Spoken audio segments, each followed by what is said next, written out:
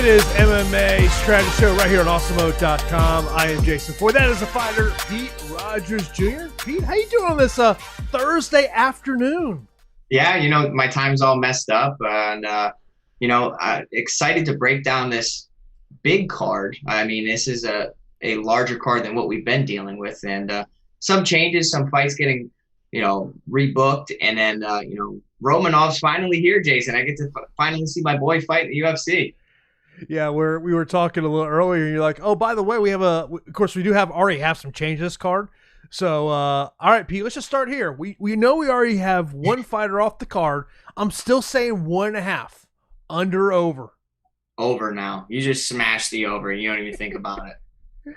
Yeah, like at this point with these Vegas cards, this is the thing about DFS and these Fight Night cards in Vegas is if you are not planning to be around your phone, around your computer 20 minutes before lock, you're playing with fire and playing MMA DFS right now. That's just being honest. Yeah, I mean, it's an NBA slate essentially, and you get little Anthony Davis, little injury news right before, and you have to make some adjustments. But since the quarantine, we've really had to deal with a lot of these short notice replacements and people missing weight or some just odd circumstances. Yeah, man. And of course, you text me because I've been in meetings all morning. You text me Frank Camacho is out of his fight against Brock Weaver. Frank was actually probably going to be a guy that I was going to target a little bit. So now Jalen Turner is going to be stepping. That's not been officially announced by the UFC, but all plans. By the way, Jalen Turner and Frank Camacho are both represented by the same fighter, so I'm sure Jason House had a little advance notice that Frank was going to not be able to pull out his card, so he gets another one of his clients in here. Of course, Jalen was supposed to fight last week. That was the guy that I know you were high on that. And then your boy Romanov is now in here taking on Martinez. So those two fights, we do not have DraftKings lines on. We don't even have betting lines out on those fights, so that is something to kind of pay attention to. We'll see when DraftKings and FanDuel ends up putting out those lines on that one. But yeah, man, this is what makes DFS really tough right now. So, but of course, be sure to smash that thumbs up button right here on YouTube. Subscribe to the channel. Hit that notification bell. We got colors for you all day long for the start of the NFL season. Plus, we got MLB live before lock. We got NBA live before lock. So a ton of content today here at Awesemo.com. But the main event, Michelle Waterson, Angela Hill, was not supposed to be initially the main event for this fight card, but with Glover Teixeira being pulled from this fight card due to COVID, 2 weeks ago? It's taking on Thiago Santos. That fight is now, I want to say, October the 1st. So this one got bumped up, and the UFC asked both of them. They said, hey, you want to do 5 rounds? They're like, sure. And we were talking on the phone a little earlier before the show. Now, this is your 8,200, 8,000 matchup. Angela Hill is the 8,200 matchup, but we were talking about this of if your thought process is this fight's going 25 minutes, to me, it's all about Angela Hill. But if you think Michelle Waterson can use her grappling, get this fight to the ground and get the stoppage, man, there is some value with Michelle Waterson on all platforms. Yeah, it's a very, interesting matchup here. Michelle Waterson, 5-4 in the UFC. Angela Hill, 7-8 in the UFC. Angela Hill's kind of on the up in her career. She's kind of started to get some momentum behind her and looking better than ever, whereas Michelle Waterson is starting to slip, and not really materialize, like into the star that the UFC thought that they had. For Waterson to really have an advantage in this fight, she needs to take the fight to the ground. And I think that's going to be a little difficult facing Angela Hill, who is definitely the volume side in this fight. Angela Hill throws at an amazing clip of 5.7 strikes per minute. Her activity level is through the roof. It's crazy. Now, if she can, maintain that pace for 5 rounds, you definitely like her potential at 8,200. She could break the slate with, the amount of significant strikes landed.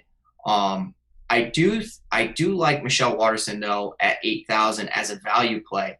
So I will have my shares for both because I think Michelle Waterson will look to get this done early and try to, take Angela Hill down and work towards a submission because Michelle Waterson really has a great head and arm throw.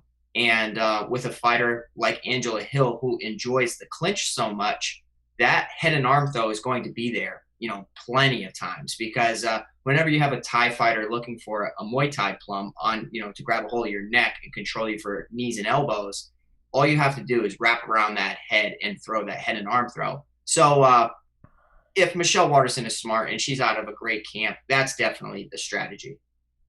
In terms of significant strikes, to me, I much favor Angela Hill in that aspect.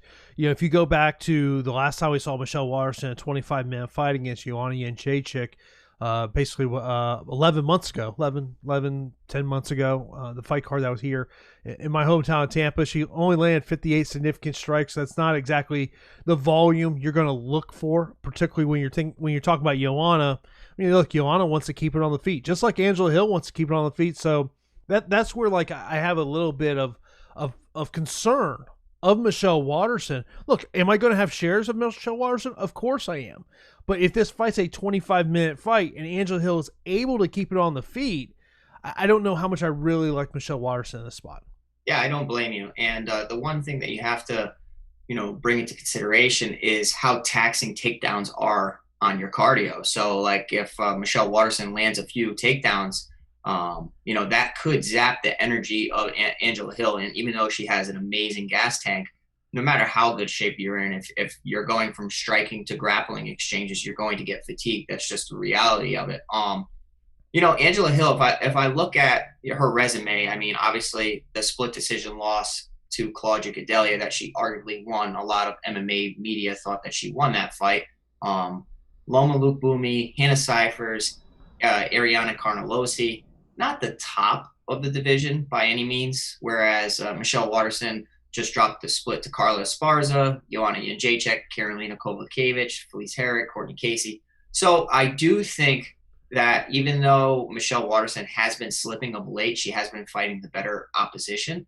So I think that the ownership is going to come in pretty heavy on Angela Hill, and a lot of people might just be writing off Michelle Waterson. Yeah, it's a very noble fight for both of these ladies. One of the things that kind of did jump out to me, I guess I just thought that Angela Hill was a much younger fighter than Michelle Waterson for whatever reason. Yeah, they're only separated by 6 days in age. Yeah, it's interesting. They both had a wealth of experience. I mean, 25 fights for Michelle Waterson, 20 for Angela Hill. So I mean, it's a very great match. It's a nice matchup, but definitely not the main event we were anticipating. Joe, appreciate you in the donation super chat. He goes, I've seen some of the card. Here comes y'all's favorite question. Who is the lock of the night? I'm going with Worthy by finish. Worthy by finish would not be a lock of the night for me. If I was going to go a lock of the night, I probably have the most confidence. Mike Rodriguez. Yeah, I'm saying my boy Romanov. I'm sticking to it. We'll get to him, but there are some definite fights that I feel comfortable about, and there are plenty of fights that I do not feel comfortable about, and I don't have a problem avoiding. The co-main event is Osman Azaitar versus Kama Worthy. Of course, this fight was supposed to take place last week. Got moved to this fight card. Co-main event spot here. I believe in terms of DFS, this is a fight you must roster. As I think whoever wins in this fight, it is going to be a good score. I think there's value on Azaitar. I think there's also value in Kama Worthy. Two different reasonings in terms of that. When I talked to Kama Worthy about 3.5 weeks ago, one of the things I said was because I was like, what's your general thoughts about Azaitar? And just to kind of paraphrase what he said, he's like, look, this guy brings the heat, and he's going to be aggressive. And I think in the first round, and this is a thing of we have seen throughout his mixed martial arts career, Kama Worthy will get into firefights. And look, Kama Worthy has done great for me in the UFC. He's done very well for me. 2-0 in the UFC, both underdog spots. He's not an underdog in this spot. Look, I think Azaitar wants to have a striking matchup. I think if Azaitar wins, it's going to be in the first round, Pete. But I think the longer this fight goes, I do believe it does favor Worthy. Let's get your take. Yeah, so this is definitely an interesting matchup and a fight that I will be smashing my exposure to because I think that the fight's going to end and this has GPP optimal written all over it. I really think that the winner of this fight will be a part of the GPP optimal lineup. You mentioned Kama Worthy has a 75% finish rate. In the UFC, he's 2-0, has looked better than ever, and really at 155 pounds, you might be seeing the true potential of this kid. And, he used to fight at 145 pounds and flip-flop between divisions. And, he suffered a lot of losses and a lot of knockout losses. So that's kind of why I faded him in the past, is because I've seen him fight regionally, and I've seen him finished and knocked out pretty brutally regionally.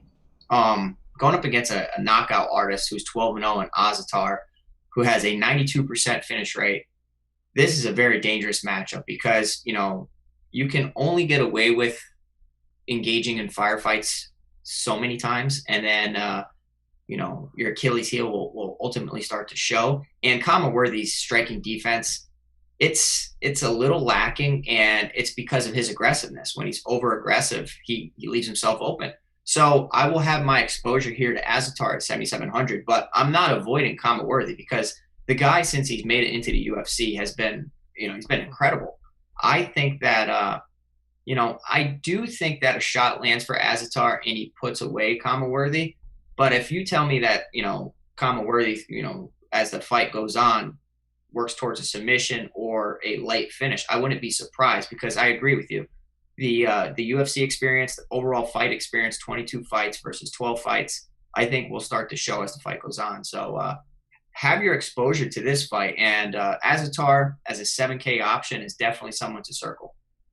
By the way, be sure to hit that thumbs up button right here on YouTube. And if you're in the chat, you'll see Joey's in there right now. Let you know we're going to be giving away a free MMA weekly pass here very soon right there in the chat. So be sure to hit that thumbs up button right here on YouTube.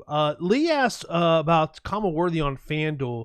He's $15 on FanDuel. Yes, I think that is a very good spot on FanDuel. As I look throughout the FanDuel prices, and I'm looking at value plays. Kama Worthy is definitely going to be a value play at $15 for me. Yeah, I always think it's interesting when the DraftKings salaries and FanDuel salaries don't match up, and you see one site favoring the other. And I think it goes to show you how close this fight really is. And it's a flip of a coin of who lands the first shot. But give me the guy that hasn't been knocked out 6 times. Despite us only seeing one fight in the UFC, I do like Azaitar slightly a little bit more. Yeah, I mean, but to me, I think Azaitar, I just feel like if it gets out of the first round. Yeah.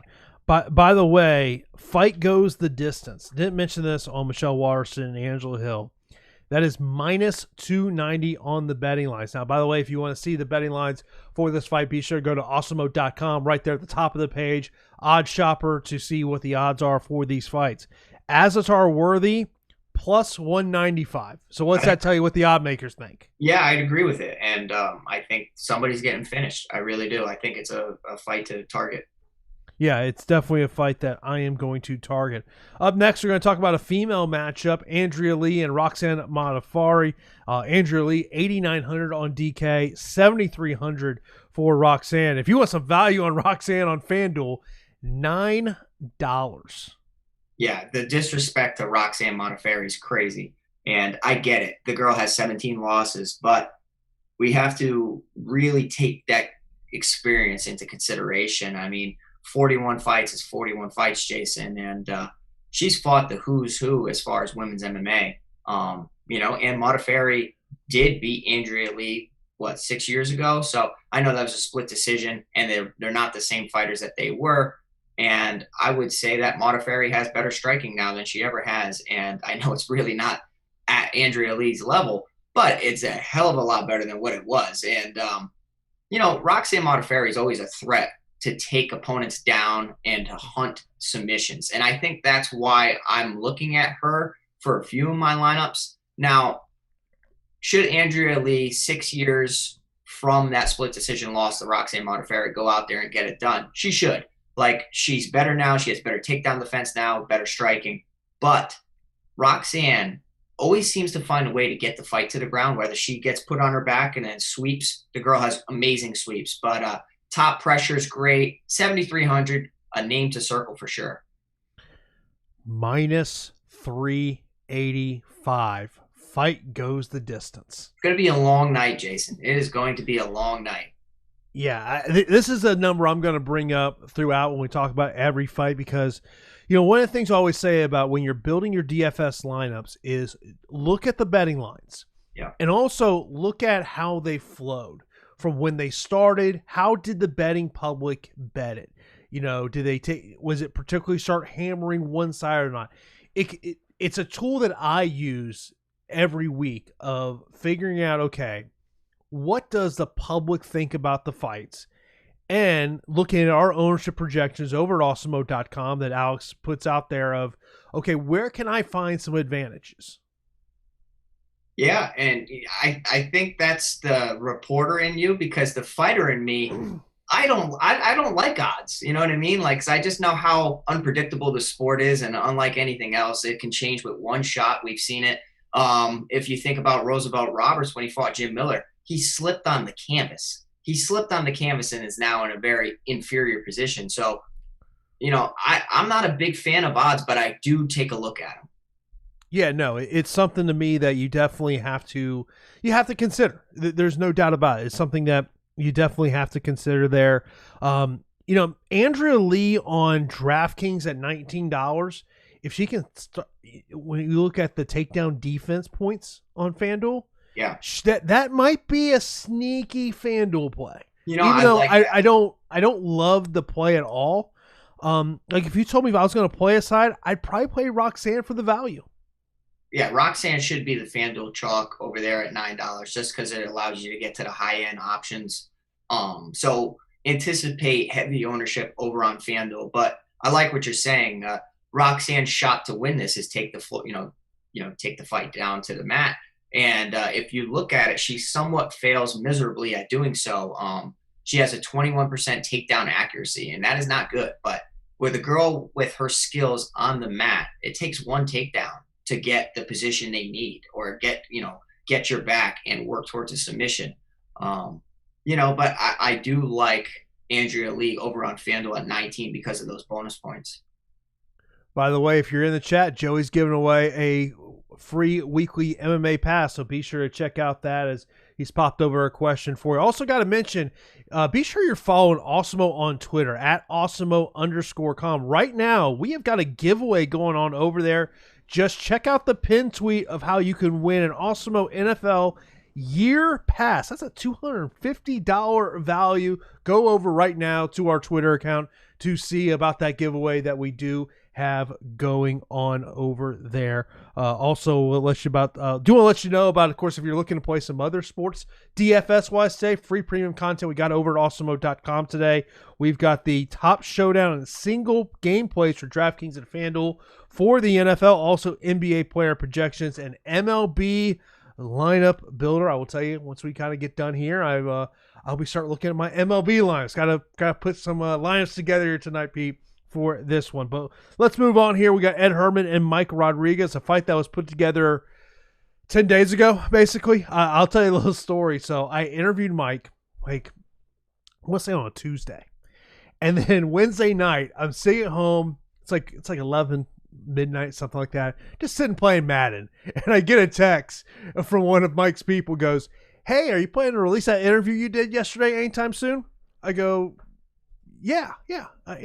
Why? I'm going to put it out tomorrow. Like, oh, you might want to put it out pretty quick because his new fight's about to be announced. And so he got a matchup here against Ed Herman, 8,800 for Mike Rodriguez, 7,400 for Ed Herman. I really like Mike Rodriguez in this spot. You look at the reach advantage he has in this fight. I mean, I think the only question is, can he be the first guy to stop Ed Herman? I want to say it's been 5 years since Ed Herman's been stopped. Yeah. Props to Mike Rodriguez, my buddy. I hope he goes out there and gets it done. I actually do like this fight for him. And I know that I was a little hesitant on really planting my flag next to Mike's name in the Marcin Prachnio fight. And it was just because of the KO ability of Prachnio and how he wins and how aggressive he is. Now, this fight I do think is tailor-made for Rodriguez. And the reason is because of his length, his skill set, very long southpaw, 82-inch reach, has a 5-inch reach advantage, 3-inch height advantage. He's 6'4". He's the younger guy, 31, versus Ed Herman, who's 39. Now, with those 39 years of age comes a wealth of experience. Ed Herman, 24-14. You talk about 23 UFC fights. Like, that is insane.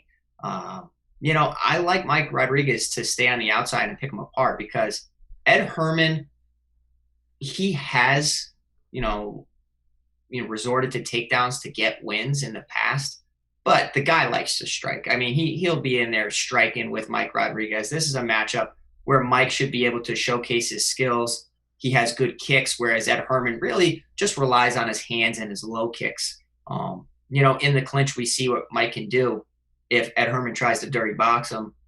Great elbows, great knees. So as long as Mike can keep this fight up on the feet, say Herman gets rocked, and when you're rocked, you resort to anything and trying to get your opponent down to the mat. If Mike keeps it on the feet, I think it's his fight, and I think that he's a nice pick at 8,800. But Ed Herman's not easy to put away, so I would say just be careful.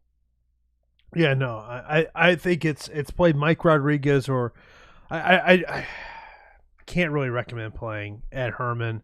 Mike will be a staple in my lineups. But the only fear I have is that he doesn't get the finish, and can he land enough significant strikes? Maybe get some knockdowns that can add up some points there. I think honestly, Mike has been taken down, but he gets up pretty quickly. It's not like, when he gets taken down, he stays there. Ed Herman, to me, I think if he's going to win, and he hasn't shown this in a really long time, is be able to get the takedowns, but we'll see what happens there. Then we got Bobby Green and Alan Patrick. Bobby Green, 9,100 on DK. Alan Patrick is 7,100. The fight goes the distance prop in this one is minus 210. I brought this question up to you earlier on the phone. We'll have the discussion here. Yeah. If Bobby Green, who hasn't got a stoppage win since 2013 against James Krause, if he does not get the stoppage win, what will it take for him to pay off that DK price point? It's a great question, and they keep pricing Bobby Green in a 9K option, and I feel like it's just like, they're baiting me into picking him because I do like Bobby Green, and I just like everything about him. I like his boxing, underrated takedown defense, just overall good game. But sometimes his problem is he just plays with his food a little bit, and he doesn't go out there and put people away when he could. The Lando Venata fights are a great example of that. Clay Guida fight, great example of that. Bobby Green is tough, and Bobby Green has good boxing, throws at a good volume of 5 strikes per minute, which those can definitely add up. His striking defense is pretty nice. He does like a Philly shell boxing. So 63% striking defense. He'll get takedowns if he needs to, but he's a striker by nature. Alan Patrick will be looking to take this fight to the ground, I would imagine, because when he was standing up with Scott Holtzman, which was some time ago, Jason, you talk about Alan Patrick, who is now 37 and hasn't been active at all, and is looking to come back into the UFC. He was overextending on a lot of his shots, and Scott Holtzman was landing nice step back right hands and timing it perfectly. So I think Bobby Green's precision will shine through here. By the way, Samuel in the chat saying, how many trolls have I missed? Sam, you haven't missed any yet. Haven't missed any yet. We haven't thrown any little daggers here, I'm not used to doing a show in the afternoon with Pete. Yeah, that's right. For once, no trolling. It's good. It's good to know you get up this early in the day. I have to, bro. Yeah, no, yeah. My day started about 6 o'clock this morning. So yeah, it's a busy day here in the home office. I have not been in my regular office I think in 2 weeks now. Oh boy. Yeah. Outside of they had to fix the AC in my office 2.5 weeks ago. Yeah. And I go back and I get there and I call the AC guy. I go, hey, did you think about locking the door when you got done? Oh man, I hate that. I used to have people come into my gym and work on stuff, and then they wouldn't take their shoes off, so my mats were filled with shoe prints. That drove me crazy. Oh. I can just see how crazy that would. Yeah, yeah. I'm a neat freak when it comes to the gym. The question is, how much did that drive your dad crazy? I make sure I clean it up before Psycho Boy finds out.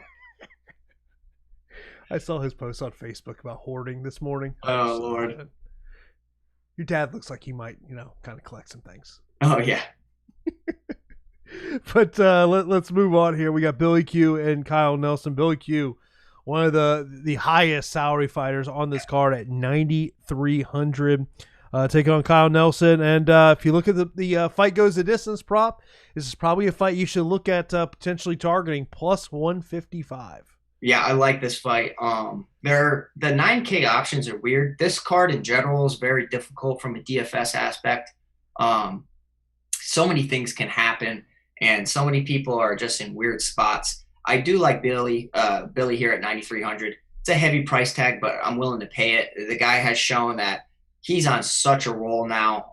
In the UFC, he's 2-0. Took out a guy who I was pretty high on in Spike Carlisle. He's averaging 107 DraftKings points per fight. The thing that sticks out to me is his significant strikes. He throws at 7.4 strikes per minute, only absorbs 2.8 strikes per minute. So I really like that ratio. If you watch his fights, he'll hunt takedowns as well.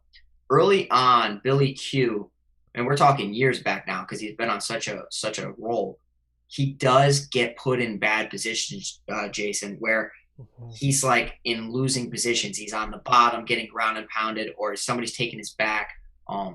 As long as he can avoid these big shots of Kyle Nelson, I really think it's his fight. I do. I don't see Kyle Nelson being able to do too much. I think Billy Q takes him down and works towards a submission. I mean, he's just relentless on the mat. So one of my favorite options.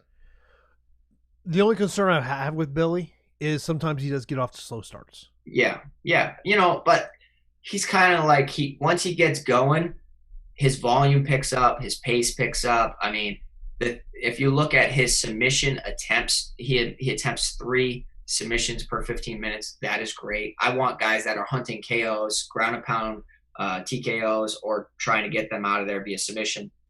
Kyle Nelson does hunt submissions as well, 2.8. But his striking volume, 2.7, throws big shots. But his UFC career hasn't really gone the best, absorbing 6 strikes per minute. If you just watch film, you see that Kyle Nelson swings for the fences. So obviously, if something lands, Billy Q could be in trouble. But I like Billy Q here at 9,300. I'm anticipating some heavy ownership.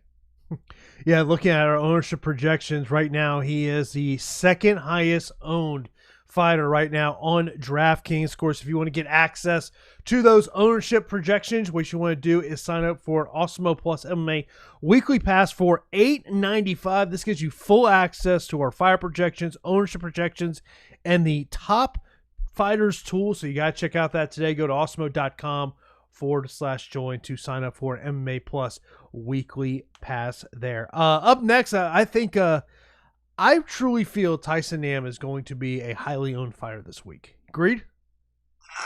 I think so. I think this is a fight that's sneaky. I do. I think that both sides are sneaky. Tyson Nam, we spoke about it on the phone. He's a 7K option that I circled. 7,600 for a guy that does have KO ability and has KO'd people that probably he shouldn't. And, coming off that great win over Zaruk Adashev, who stepped up on short notice. But, the guy head kicked Ali Bagatinov over in Fight Night's Global 64. That was a big win.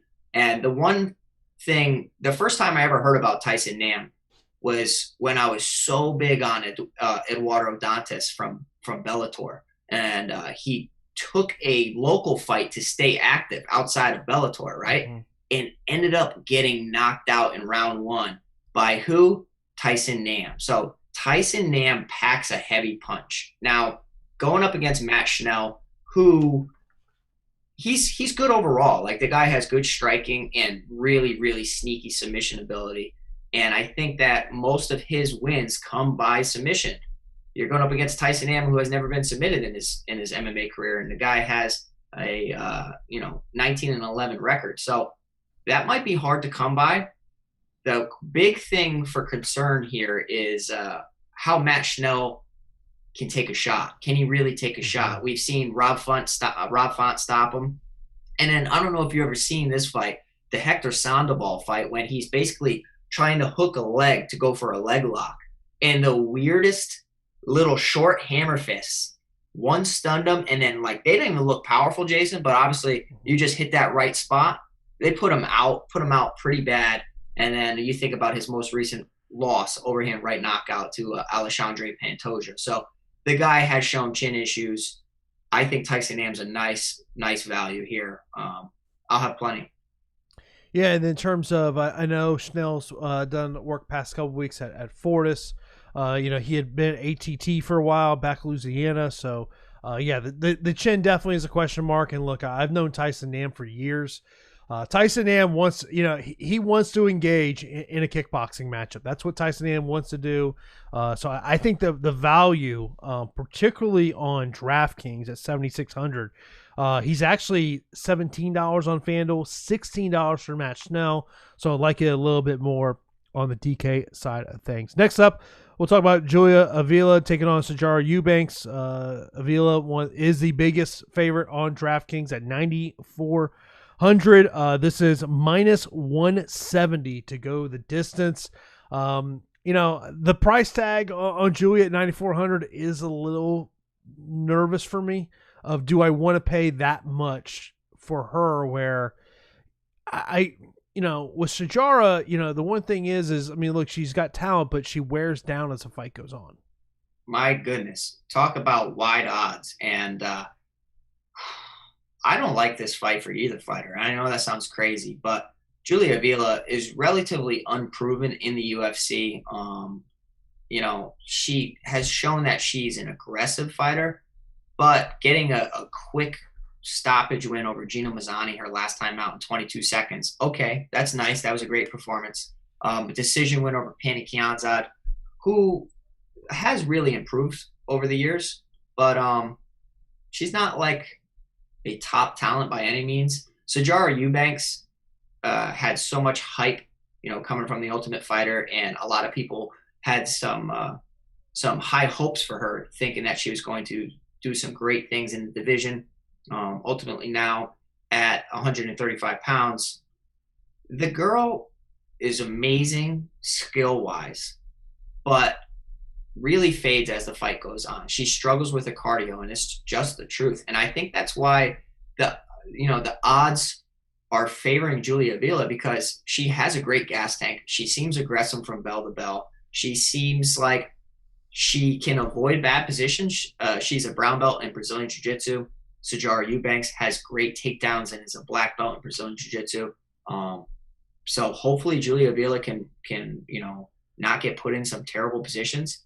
Sajara will have the sharper hands. She'll have the better boxing as far as technique-wise.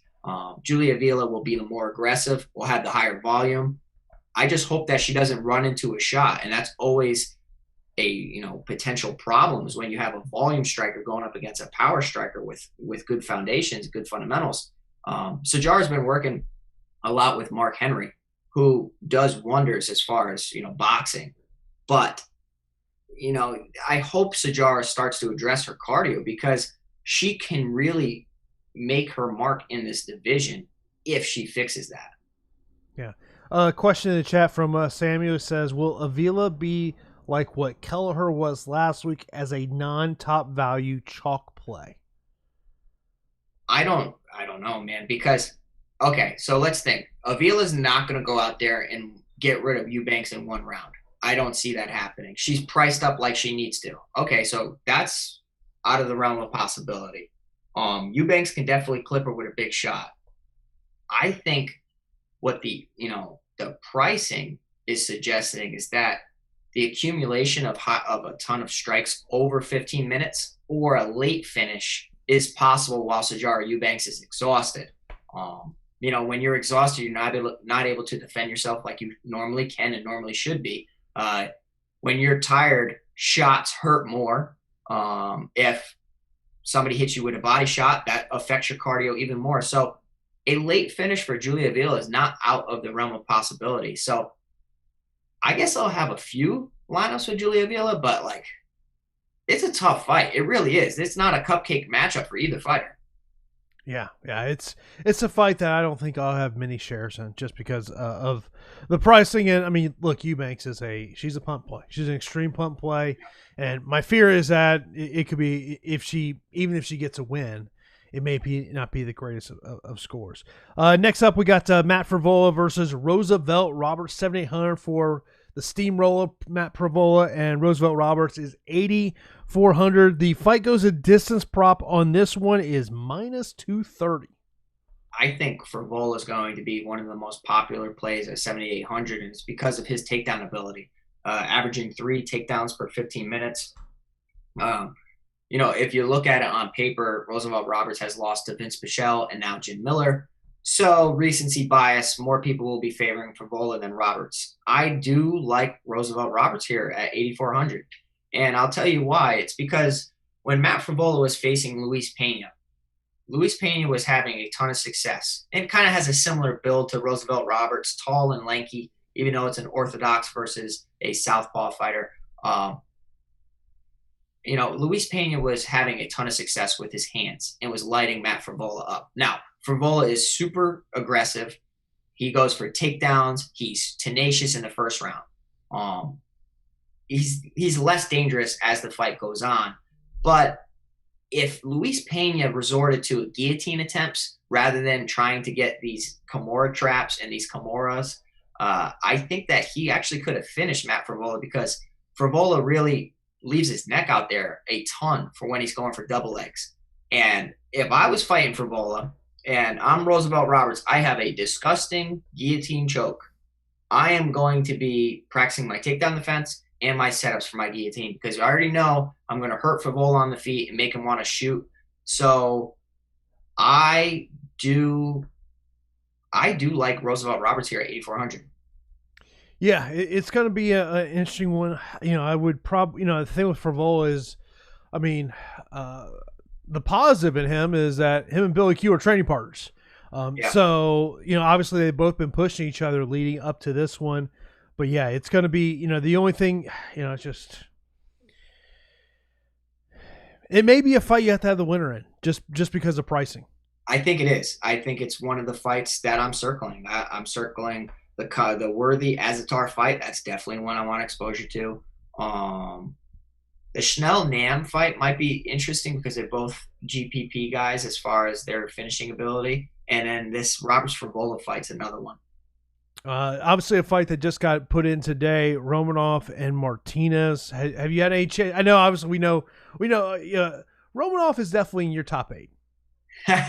Yeah. Well, I can't say Romanov has made it into my MySpace top 8 till he at least fights in the UFC. I mean, this is like his 4th canceled UFC fight or something crazy like that. I've been hyping this guy up for weeks, and if you've been listening to the show, I hope you guys know who Romanov is by now. The guy his nickname's King Kong. I want to roster King Kong. The guy goes out there, he overpowers his opponents. He's like a bulldozer. He puts them on their back. He ground and pounds them so fast and so he's a scary human being. And if he can't put you away with ground and pound, he hunts unorthodox submissions similar to Alexei Olenek, a lot of like Keisa Katami stuff. So, basically the neck cranks, wrenching on the neck, working on it. He's just a very, very nice pick here. We just don't know his salary, Jason. I don't know what DraftKings is going to give him for a salary. He's facing Martinez, who is a good striker. He has good hands. And I think that if, say, Romanov can't get it to the mat, Martinez does have the hands to make things interesting. But I really, really like Romanov here. 100% finish rate. Martinez has a 75% finish rate. I bet you this fight does not go the distance. We got about 15 minutes here left in the show. Do want to let you know about a flash sale we have going over right now at Awesemo.com. Go over to Awesemo.com/join to sign up for a NFL weekly pass for $5. All you got to do is enter the promo code Mahomes at checkout. That's a $5 NFL weekly pass. Use the promo code Mahomes to check that out right now, as that flash sale is going on right now. Promo code Mahomes. Next up, we have got Brock Weaver, who is supposed to take on Frank Camacho. However, Frank Camacho is off this fight card due to COVID. Jalen Turner is expected to be in this one. I know as the fight started, as the show started, the UFC had not officially announced it, but it should be revealed here very shortly. Of course, Jalen Turner was a guy you loved a lot last week against Thiago Moses, and of course, we know that fight did not happen. So I'm not a Brock Weaver guy. Mm-hmm. I'm interested to see. We were discussing before the show, like, if they do not price Jalen Turner above 8,000, he is going to be so chalky. Listen, if you guys are tuning in to the show now, we appreciate it. But there are some things that, we need the pricing on Romanov and Martinez, and we need to see this pricing on Turner. If Jalen Turner, like you mentioned, is below 8K, I'm putting him in my lineups. And I don't see that happening. I think he should be a heavy favorite here. We spoke of it. Brock Weaver has struggled in the UFC, and we're not even sure if he really should be in the UFC. He's okay. He brings pressure. I think that's what I could say. Pressure. He's tough. But I think that a guy of Jalen Turner can go out there and put him away. Jalen Turner has 100% finish rate. So in 9 victories, he has 9 finishes, whereas Brock Weaver has only 33% finishes out of his 15 wins. He's just going to win fights, via the judges. He's going to go out there and press people against the cage, throw good combinations. The guy's skilled as far as boxing, but Jalen Turner is going to be huge in this matchup. He's going to have a 3-inch height advantage, 4-inch reach advantage. He's a brown belt in Brazilian Jiu-Jitsu. A lot of people don't realize that, and that's kind of why I liked him last week against Thiago Moises, because he could defend takedowns and, possibly get out of danger and punish people on the feet with hard ground and pound as well if it goes to the mat. So I'm waiting the salary of Turner, but he's a guy that I've circled and I really want my exposure to. Yeah, Pierce says sucks Frank had to pull out. Weaver was going to be a great punt. What's crazy is that fight was such a headache for me because where's Frank Camacho at? Where's Brock Weaver at? Brock Weaver's now training in down at American Top Team. I don't know if he's there full time, but he's been there. He is. He's there full time. He's there full time now. Okay, so that camp really just fixes a lot of problems and puts you in great spots, and you have some of the best training partners in the world.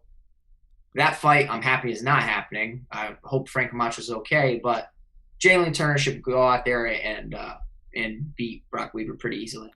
Yeah, once the price is put on Jalen Turner, that will help me decide how much of shares I'm gonna go have Jalen Turner. But yeah, if he's under 8K, I am going to have a crap ton of shares of Jalen Turner.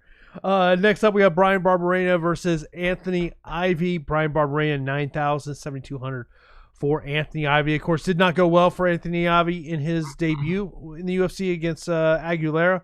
Barberena coming off back surgery, so that's got to be a little bit of a question mark. In terms of what we've seen with Brian Barberena, I mean, look, this guy's a wild man in the cage. I mean, that's about the best way to put it. I don't love a lot of the 9,000 options, but if I'm going to play one 9,000 option, I think Barberena would be my top choice. I would have to agree with you. It's just the back surgery, coming off of back surgery, that's really making me even question things. Now, it's not making me want to go in the Anthony Ivy direction, because Anthony Ivy in his debut fight against Christian Aguilera, he really shelled up and almost kind of looked like he just didn't want to be there. And that's what I'm talking about when I say that the moment seems to get the best of you. Yes, Christian Aguilera hit him with some good shots, but you can see it when a moment really is too much for somebody. And I hope Anthony Ivy makes some adjustments, because the guy's skilled.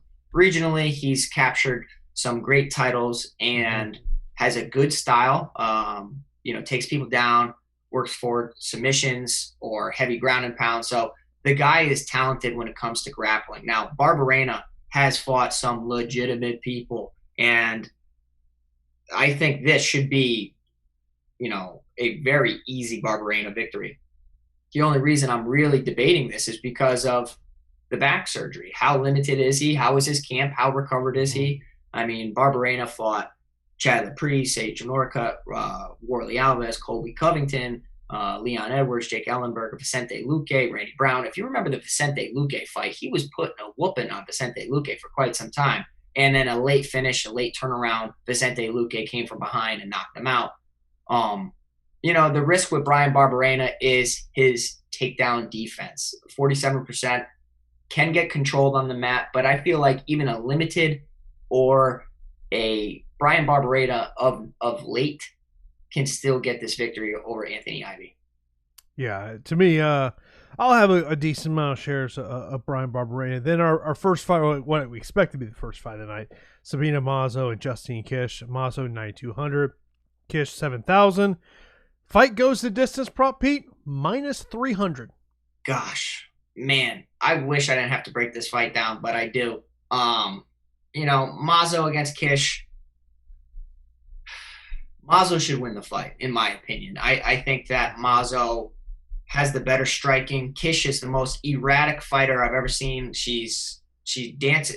It's weird footwork, but it works for her. She's 3-2 in the UFC. Sabina Mazo is 2-1 in the UFC. Her volume's pretty nice. Mazo comes in with a 6.4 strikes per minute, and a lot of that comes in the clinch. She really dominates opponents in the clinch. You saw it in her previous fight. When she gets her opponents in the clinch, she throws tons of knees. So if I'm Mazo's coach, I'm saying, look, we've seen you put Shauna Dobson in some terrible positions in the clinch, and we've seen you in your previous fight go out there and really control even J.J. Aldrich in the clinch. And I think J.J. Aldrich is pretty good. And J.J. Aldrich, in my opinion, is a lot better than Justine Kish. And she just went out there and won a split decision. It was a close fight. But I think it only takes one knee to slip in and to really hit you in the solar plexus or the liver or even graze your chin. And next thing you know, you're walking away with a TKO win. So Justine Kish really isn't even on my radar. If she wins, I don't think that she really does anything too special. Sabina Mazo has landed several takedowns in her fights as well. So the girl's she's not one-dimensional. I like her quite a bit despite the 9,200 price tag. Let's go down our picks before we get into some questions before we wrap up here on the strategy show. By the way, these are straight up picks. These are not related to DFS salaries at all. Give me Angela Hill. I'm going to go comma worthy, but I'm probably, got some comma worthy blinders on a little bit there. I mentioned about Azaitar could easily win this fight in the first round. Give me Andrea Lee, Mike Rodriguez, Bobby Green, Billy Quarantillo, Tyson Nam, Julia Avila. Give me Roosevelt Roberts. Don't feel good about that one. Give me Alexander Romanov, Jalen Turner, Brian Barberena, and Sabina Mazo. Interesting. Yeah. So I'm going to, make some bold claims here on these straight up picks. I'm going Waterson, Azaitar, Roxanne Modafferi, Rodriguez, Quarantillo, Nam, Avila, Roosevelt Roberts, Bobby Green, Romanov times 10, Jalen Turner, Barberena, and Sabina Mazo.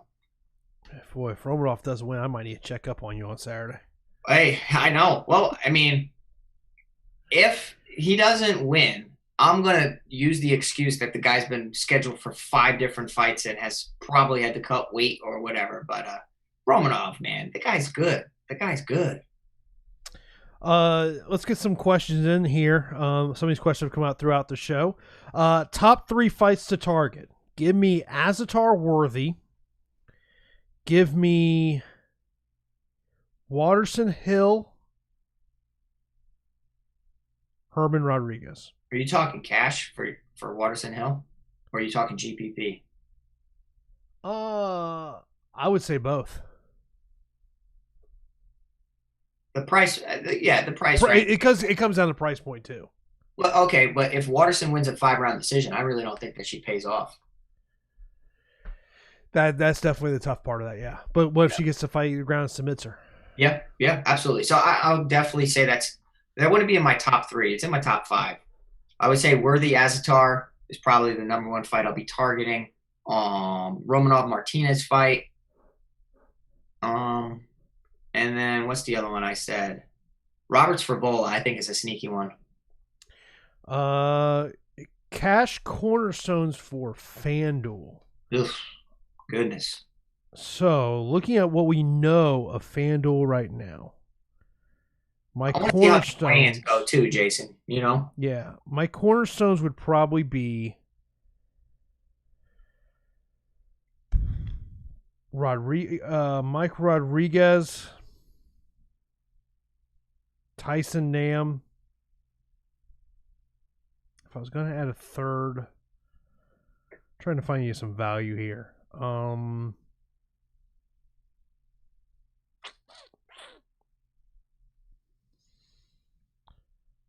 I don't know if I'd put him in the core, but Common Worthy at $15 sticks out to me. yeah, I would say over on FanDuel, Common Worthy. I'd probably get to Billy Q and then Bobby Green because I think that Alon Patrick will be looking to take him to the mat. You're talking about the bonus points of defended takedowns, and I think Bobby Green could work towards a TKO. Another FanDuel question we got. Favorite punt play on FanDuel? Is it Roxanne Modafferi? Yep, it is. It is for me. Yeah. Yeah, it's something I think you got to consider with. Upset of the night. Let me just look at the current betting line. So, upset of the night. You know, I mean, Roxanne would definitely be if, you know, she can pull it off.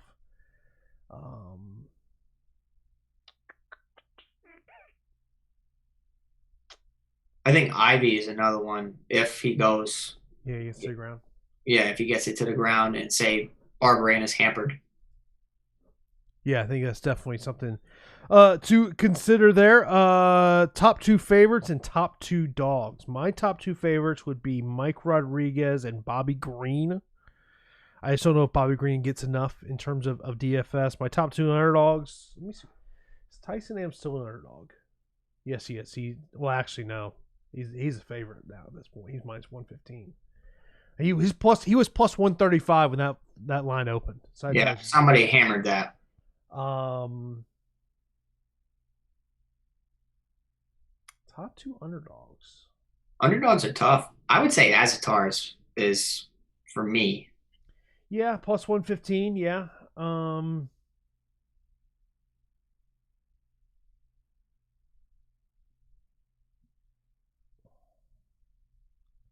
It's not too much else that sticks out to me. No. I mean, you have a lot of pick'em fights, and then you have a lot of wide betting odds. Get some other questions in here before we get out of here on this edition. Who's your favorite? Oh, this was the favorite punt play. Someone mentioned Eubanks, Modafferi, Ivy, Herman, or Kish. Out of those five, it'd be Modafferi. Who's going to take down City? I might say in that group you mentioned, Anthony Ivy would be interesting. He'd be interesting. He's the most interesting. Who's going to take down City? I think Romanov's taking his opponent to take down City. Martinez's path to victory is keeping it on the feet. He's going to, look to keep it at boxing range. He has good, heavy hands, but he's a plodding striker. And Romanov can strike. He actually has some pretty deceptive striking, but overpowers people, puts them on their back. So rinse and repeat, Romanov all day. I'd say we've talked about making some shirts. Takedown City's got to be one. You know what the other one's got to be? What's that? Throw them bungalows. Yeah, everybody likes that. Yeah. And as Rick says, he goes, Common Worthy likes to throw them bungalows. It's true. You helped a lot of people out with that Common Worthy call that day. Yeah, he's done well for us. Hunters wants you to talk a little bit about Martinez. Yeah, so exactly. I was just kind of mentioning it. Martinez does have a 75% finish rate out of 15 victories. From the footage that I've looked at, and granted, this fight has only been announced for like a day and a half now. I'm going to look even further into it. He likes to strike, good hands. Seems okay, but I feel like he might be somewhat undersized in this heavyweight division. Probably not in the best of shape as far as cardio, and I think Romanov can honestly overpower him and have his way. Joe says it's a good idea to stay away from the female fights. If not, is Hill Waterson the only option to play? The main event is something I'm circling. I mean, wouldn't you agree? Yeah, the other female fights on the card don't. Look, Modafferi would be a punt play for me. Yeah. I probably have more interest in Andrea Lee on FanDuel than I would DraftKings. Avila Eubanks, I don't like that. I don't like the price points on Julia in that fight. And then I have very little interest in Mazo and Justin Keesh in terms of DFS. I mean, as far as the GPP, Roxanne's interesting because of her salary and her path to victory, but she doesn't have the best finishing rate, 38% out of 24 victories. Whereas Mazo has a nice matchup, but same thing, 25% finish rate. But she can make up with that with her volume, and I think that she's one to circle. Final question.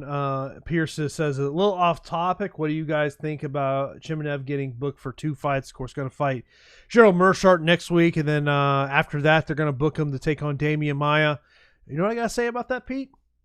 Don't tempt the MMA gods. Exactly, baby. Do not tempt the MMA gods, because all of a sudden, look, he's got a notable step up in competition, Gerald Meerschaert, next week, and then they want to put Damian Maia. When you start publicly talking about the 2 fights you're going to book this guy for next, man, you are tempting the MMA gods. Yeah, that should have been kept behind closed doors, and the Joanne Calderwood taking a fight just to take a fight, things could backfire for the UFC's plans, but if I am Gerald Meerschaert, I'm completely disrespected, and I can't wait to go out and put on a performance.